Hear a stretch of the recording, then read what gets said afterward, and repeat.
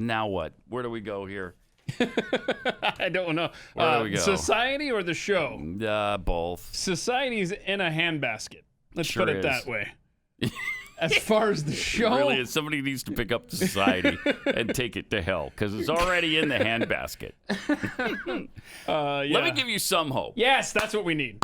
This letter was written by the mayor of, is it Eagar, Arizona? Egan. Egan. Mm-hmm. Okay, that looks like an R. That's probably my handwriting.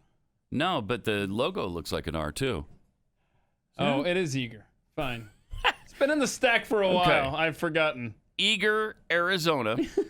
This is the mayor of the town. This was sent to us by Muffer Squish. Mm-hmm. Dear City, and it's kind of lengthy, but it's worth it because So worth it. we rarely get this from an elected official now. Dear citizens of Eagar, over the past several weeks, I've been asked repeatedly what the town of Eagar plans to do about COVID-19, masks, visitors, riots, etc. It's somewhat alarming how many expect and almost invite a more drastic infringement on their freedoms. My response from the outset of the COVID-19 pandemic has been that we will err on the side of freedom. When riots began to riddle the country and our governor took the drastic measure of a statewide curfew, again, I maintained that we will err on the side of freedom. I've received numerous phone calls from reporters, citizens, visitors, and complete strangers to our area, asking why the town of Eagar has not canceled upcoming rodeos and our 4th of July parade. So this has been out for a while. Again, my response is that Eagar will err on the side of freedom. What authority does the town of Eagar or any other state or local government have to infringe on the rights of healthy, law-abiding citizens? That's great. It bears mentioning that I'm not one that believes that the coronavirus is fake or any one of a dozen other theories disseminating across the internet. COVID-19 is a real virus that unfortunately has drastic negative effects on the health of some of the individuals that contract it, just as with the flu. Some of those individuals will die. I do not make light of the fact that its effect on individuals and families throughout the globe have been and will continue to be life-changing and or life-ending. There are many individuals that risk serious peril if they were to contract the virus. Those individuals should take extreme precautions. I certainly would if I were in their position. In fact, I would invite those individuals to please stay home and not attend our festivities.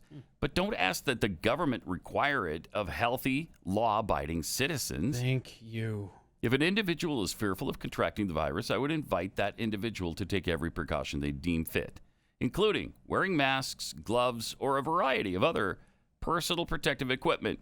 Those precautions do not harm me, and I will not judge you adversely for doing what you feel is best for you.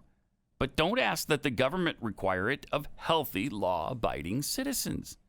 That's great. Yep, it's so simple, but thank you. As grim as COVID-19 is portrayed under the most drastic scenario, I dare say that we are facing a much more serious pandemic here in America. We're currently in the midst of the nation's first political pandemic. Never before in the history of America has ignorance and bigotry been more celebrated. Never before has our government been more eager and willing to take away freedoms from the citizenry. Never before has the citizenry been more willing to give them up. Benjamin Franklin warned that those who would give up essential liberty to purchase a little temporary safety deserve neither liberty nor safety. I believe his warning is as applicable today as it ever was.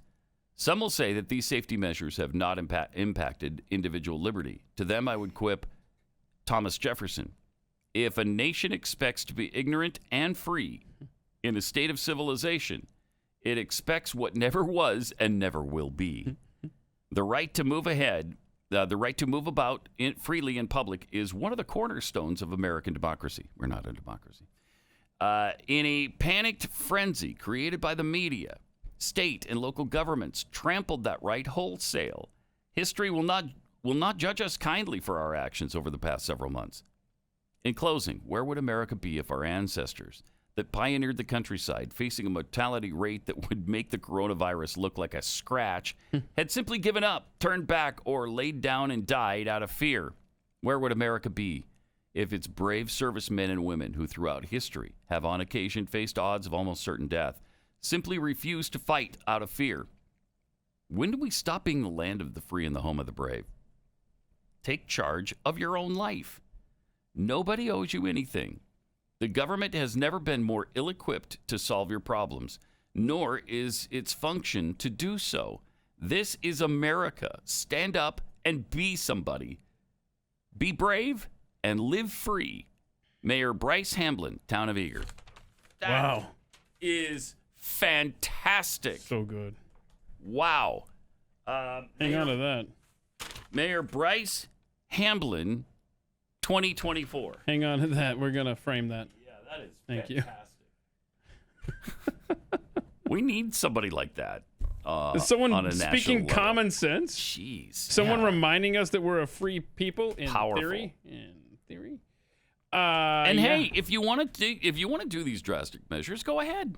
Exactly. Go ahead. But I'm not going to force you to do it. Why do you want me to? Why do you want me to force you to do something? If you feel like you should, do it.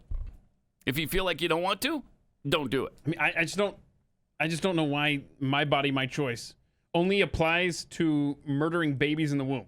That's right. But it doesn't apply to me wearing a mask or not? No, it does not. That's sick and twisted. And seriously, that is, if you stop and look at the liberal policies, that's really the only place that applies. My body, my choice. Is if you want to kill a child in the womb. But it doesn't apply anywhere else. It doesn't apply to how you dress when you go to the supermarket, whether or not you wear a mask or not. That's for sure. No, it doesn't. It's out of control. It doesn't even apply really to them with what car you drive. They want you to drive some little smart car that gets 800 miles to the gallon and seats one person. And when you're in that car, and it's electric. You don't get a choice of whether or not you wear your seatbelt. Right. Oh, that's right. Yeah, it's my body, my choice. Or wear a helmet when you're riding a motorcycle. I mean, I'm because who else does that affect but you? I'm Nobody. noodling this out in real time. Where does choice apply to the liberal mindset? It doesn't apply to school choice. They despise charter schools because it forces public schools to do better. And look what Michelle Obama did in the schools with their lunch. She didn't allow the kids to choose what they wanted to eat. She forced them. She forced vegetables and garbage on them. They don't let you choose your health insurance. Right. You're forced into the government system one way or another. Or whether or not you want to have health insurance, because for a while there were fines associated with not having health insurance. Like, seriously, I'm just... Wow. Yeah, I mean, let's think this through. It's the only place. I think it's the only place. That's amazing. The only place the left wants you to be able to make a choice is if it's the life of a baby. Jeez. Wow. And that should be the one place, if you're going to have a place that's different than the others, it should be, okay, you can choose anything you want, you just can't kill babies. But no, it's, you can kill babies, but you can't choose anything else. Yeah, including what you eat for dinner tonight. It makes perfect sense. Perfect sense. Good times.